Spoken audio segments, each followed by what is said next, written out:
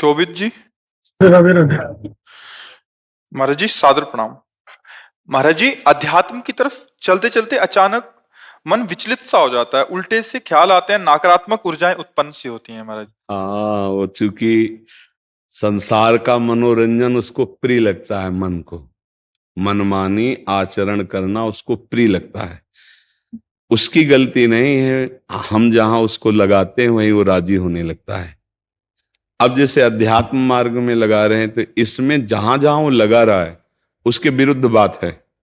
उसको भोग चाहिए, उसको हर इंद्रिय के मना खष्टान इंद्रियाणी प्रकृति स्थान कर सती, 5 ज्ञानेंद्रियों के द्वारा वो विषयों में विचरने का स्वभाव बना लिया है। भगवान कह रहे हैं आप भगवान के अंश, ममैवांशो जीव लोके जीव भूता सनातना मना खष्टान इंद्रियाणी प्रकृति स्थान कर सती। आप इस मन के भुलावे में आकर, मन भोगों के भुलावे में आपको फंसाकर ये सदैव अधीन रखा है। अब अध्यात्म सुनना शुरू किया, अध्यात्म चल तो अध्यात्म में मन को वश में किया जाता है और अभी तक आप मन के वश में रहे। तो जब आप सपोर्ट नहीं देंगे तो वो आपका सपोर्ट करने लगेगा। इसकी चाल समझना, क्योंकि आपके बिना उसकी कोई सत्ता नहीं, वो आपके बिना कुछ नहीं कर सकता, आपके दस्तखत से ही करेगा।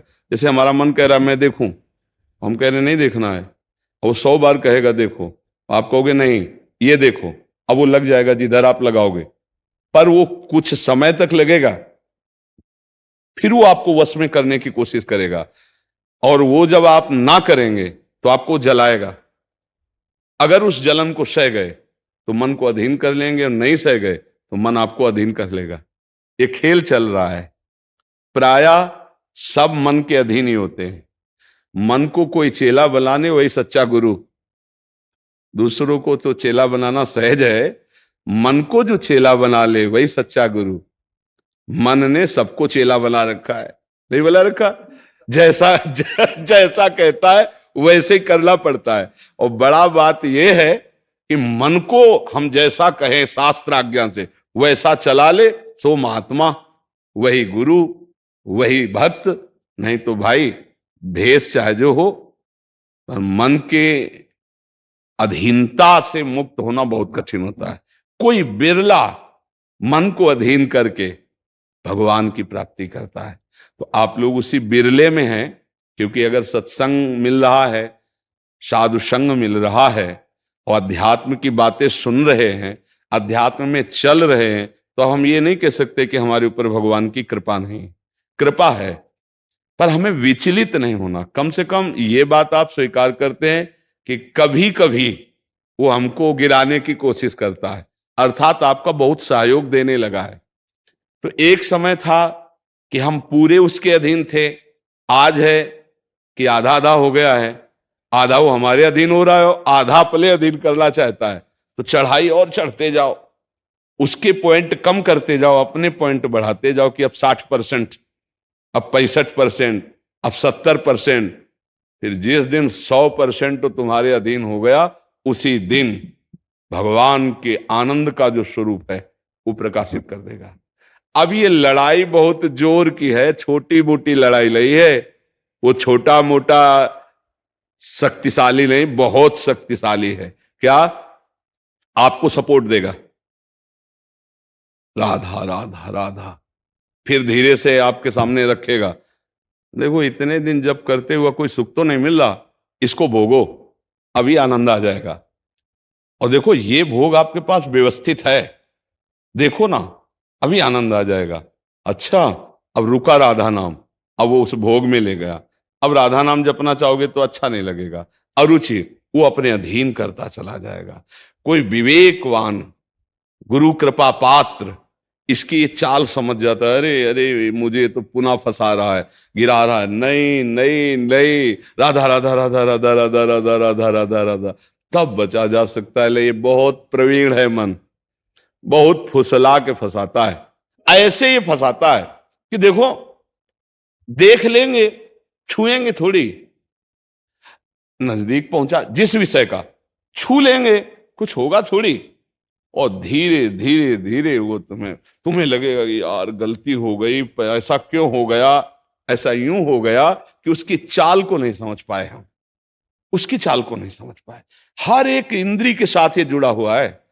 ये सुन लेंगे, ये देख लेंगे, ये छू लेंगे, ये भोग लेंगे, इन्हीं इंद्रियों के कारण हमें परमात्मा प्राप्ति नहीं हो रही। यही इंद्रियां भोगों में फंसाए हुए हैं और उसका मुखिया ये मन है।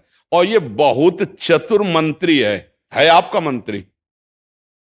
पर ऐसा समझ लो कि भोला राजा और चतुर मंत्री, तो उसकी दुर्दशा कैसी होती राजा की।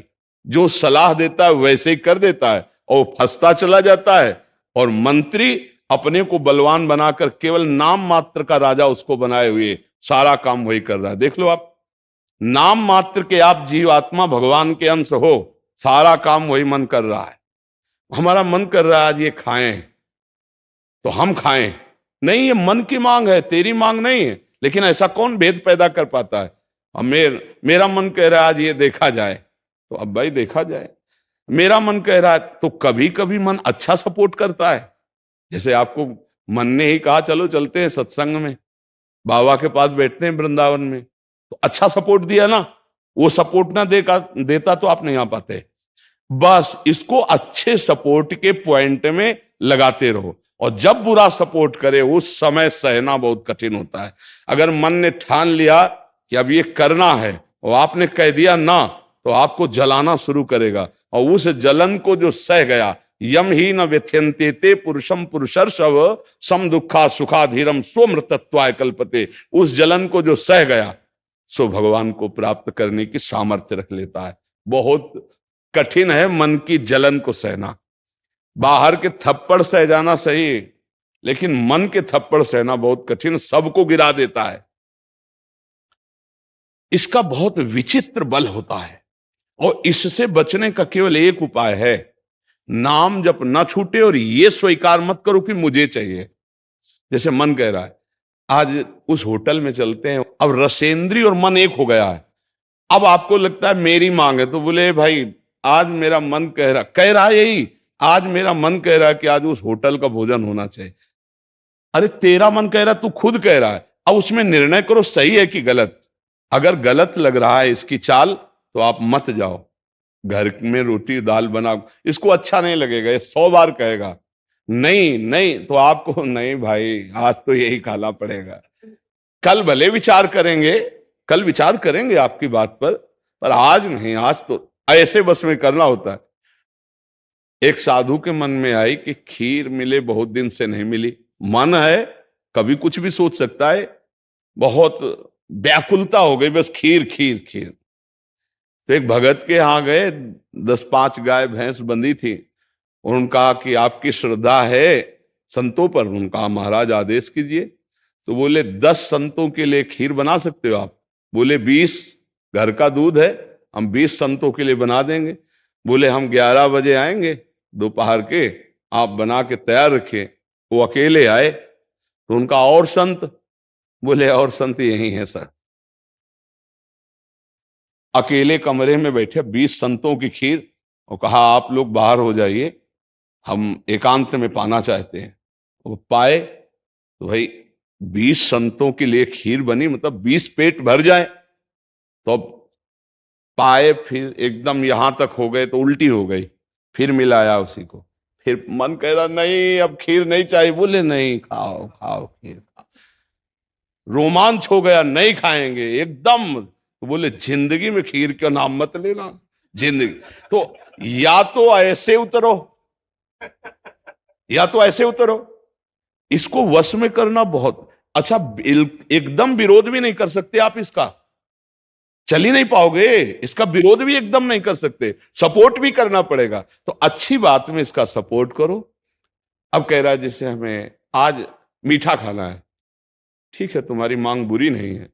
गए किसी अच्छी दुकान से लिया, ठाकुर जी को भोग लगाया, पा लिए, तो उसका सपोर्ट हो गया। अब वो बुरी बात कह रहा है, अब नहीं मानना है। उस समय जो जलन उसे सह जाओ, बस यही साधना का है। मन को अगर अधीन कर लिया तो बात बन गई। एक हम बार बार सुनाया करते कि मन मारिया तन बस में की ना, हुआ भरम सब दूर, बाहर से कछ दिखत नाई, अंदर चमके नूर। आपो त्याग जगत में बैठे नहीं किसी से काम, उनमें तो कछु अंतर नाई, संत कहो चाहे राम। वो गृहस्थी में भी है। आप एक पत्नी व्रत लिए हुए धर्म से आप चलते हैं, दूसरी किसी माता बहन की तरफ गंदी दृष्टि नहीं, धर्म से धन कमाते, परिवार का पोषण करते, नाम जब आप महात्मा है, आप सतमार्ग के पथिक हैं, क्योंकि आप अपने प्रवृत्ति धर्म से चल रहे हैं और एक निवृत्ति में अपने धर्म से चल रहा है, तो वो महात्मा है। ऐसा महात्मा का मतलब केवल वेश से नहीं होता, महात्मा का मतलब उस लक्षण से होता है। अगर आप भागवतिक लक्षण से हैं तो आप भक्त हैं, आप वैष्णव हैं, आप महात्मा हैं। तो मनुष्य जीवन का परम लक्ष्य है मन को अधीन करके परमात्मा प्राप्ति करना। अगर मन अधीन नहीं हुआ तो परमात्मा प्राप्ति में बड़ी बाधा खड़ी हो जाती है। नाम जप करते रहो, धीरे धीरे वो बल आता रहेगा नाम जप से कि आप मन को अधीन कर लोगे। नहीं तो पीछे वाले बैच में यही कह रहे थे कि जितनी जेल भरी है ये सब मन से ही भरी है। नहीं बोले ऐसा क्यों किया? बोले मन ने कह दिया, आप क्या करें, हम तो कहते थे नहीं करना पर इस मन ने फंसा दिया, तो बोले 20 साल की सजा, अब भोगो जेल। मन की एक हरकत ने पूरा जीवन बर्बाद कर दिया, मन की एक हरकत ने फांसी पे चढ़वा दिया। वही मन की तो हरकत है। तो हमें लगता है बहुत होश में रहा जाए, ये जो मंत्री है सलाहकार मन, इस पर नजर रखी जाए कि इसकी गलत सलाह पे दस्तखत ना करो। और अगर आप स्वीकृति नहीं देंगे तो कुछ नहीं कर पाएगा, पक्का समझना। आपकी स्वीकृति से ही होता है जो कुछ होता है। आप जहां कह देते हैं कि चलो अच्छा ठीक है, बस फिर आपकी कोई गम नहीं है, वो आपसे करवा के मालेगा। इतना बलवान मन है, बड़े बड़ों से करवा लेता है। आप तो मान लो गृहस्थी में हो, जिसने आजीवन भगवान का मार्ग चयन किया है उसको भूल में डाल देता है, गलत मार्ग में ले जाता है। आप तो गृहस्थी में मान लो आपसे चूक होना स्वाभाविक है, क्योंकि प्रपंच माया प्रपंच में जिसने जीवन भर के लिए नियम लिया है उससे भी चूक करवा देता है। बड़ा विचित्र मन है। हाँ, अगर मन कहीं अधीन हुआ है तो भगवान का आश्रय लेकर और विवेक के द्वारा इसे अधीन किया जाता है। और विवेक ये बाजार में मिलता नहीं है, ये सत्संग से मिलता है। जैसे आप सुन रहे हैं, बिन सत्संग विवेक न होई और राम कृपा बिन सुलभ न सोई। सत्संग होता है भगवान की कृपा से और सत्संग से मिलता है विवेक, और विवेक से मन का शासन निर्णय किया जाता है। तू गलत सलाह दे रहा है और मेरी मांग नहीं तेरी मांग है, मैं इसको रिजेक्ट करता हूं, नहीं पास करता हूं। बस वो कुछ नहीं कर पाए। पर इतना ज्ञान नहीं रहता भैया, जहां वो मन से आज गरम गरम कचौड़ी दाल की हो और फिर चटनी हो, फिर अब आप खोज करोगे कहाँ बन रही है, हम खरीद के खाए। मन ऐसे ही फंसा रहा है। आप देखो ना, अपने घर में सब भोग सामग्री है, लेकिन जिनका मन, जो भजन नहीं करते, जो सत्संग नहीं करते, उनका मन गंदे आचरणों में फंसा है। घर में वो सब भोग सामग्री, धर्म पूर्वक भोग करके वो भगवान को प्राप्त कर सकते थे, लेकिन वो अधर्माचरण, कलह, अशांति घर में है और उनका मन कहां ले जाता है? गंदे गंदी जगह उनको फंसाए। ये मन की चाल है। आपके घर में है, धर्म पूर्वक भोग सकते हैं, लेकिन आपसे अधर्म करवाता है, पापाचरण करवाता है। आप विचार करो क्या है इन शरीरों में, क्या है या उन भोगों में क्या है?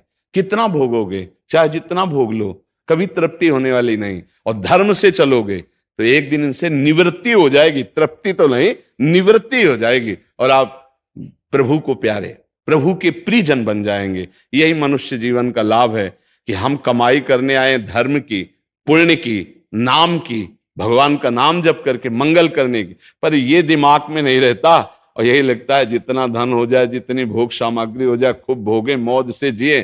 पर अधर्म आचरण करने वाला कभी मौज से नहीं रह सकता। ये शब्द याद रखो, चिंता, भय, शोक, घबराहट और दुख, ये उसको कभी छोड़ेगा नहीं जो पाप कर्म करता है।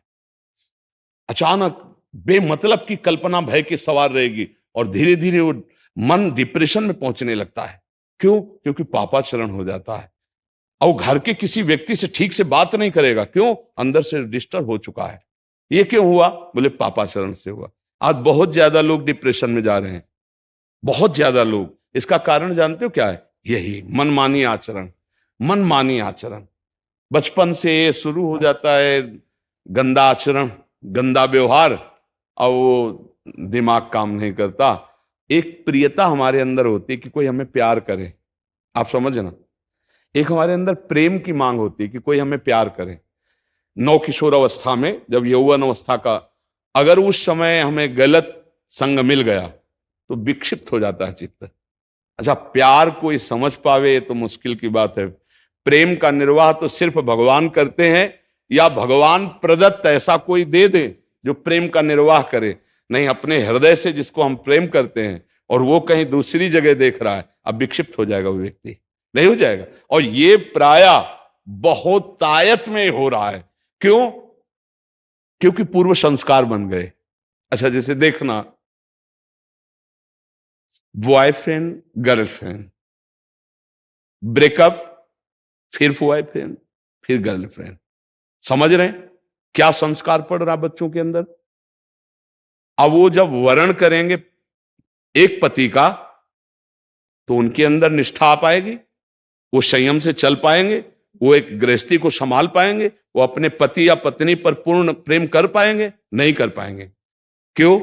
क्योंकि आदत खराब हो चुकी, संस्कार खराब हो चुके। अब ये हमारे समाज में ज्यादा फैल रहा है, नहीं फैल रहा है। अब जहां मन को संयम में लाने की बात आती है, वहां मन को तो हमने पहले ही रद्दी कागज बना दिया, पहले ही हमने उसको गंदा कर दिया। अब कैसे हो सकता है? गृहस्थी बहुत पावन मार्ग है, कोई ऐसा नहीं है। मान लो पवित्र शरीर दोनों के हैं और फिर धर्म से ग्रहण किया गया, तो वो फिर एक अच्छी गृहस्थी बनती है। अब पहले ही, इसलिए भाई बहुत संभालने की जरूरत। आप तो बड़े भाग्यशाली जो अध्यात्म में इस बात को समझ रहे, नहीं तो आज हमारा समाज थोड़ा गलत रास्ते की तरफ जा रहा है, गलत मार्ग है जिसको कोई समझ नहीं रहा। हमारे नवीन नवीन बच्चे, नवीन नवीन बच्चियां, नवीन नवीन भाई इस भूल में फंस गए कि ये सुख है और ये भोगना मतलब जीवन का लाभ है।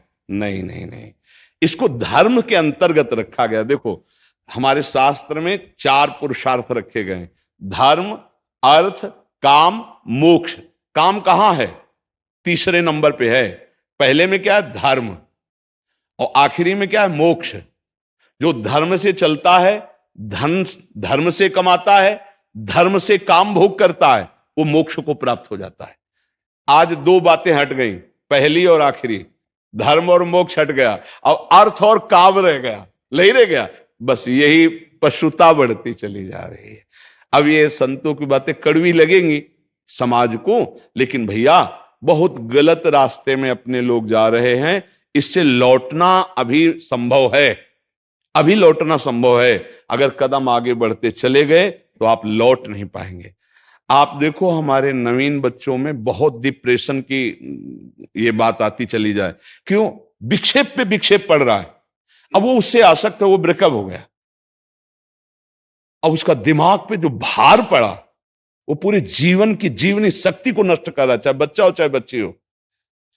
मतलब कई ऐसी समस्याएं प्रकट हो रही हैं जो अपनी बात कह नहीं सकते हैं और अंदर ही अंदर वो अपने को खोखला कर लेते हैं।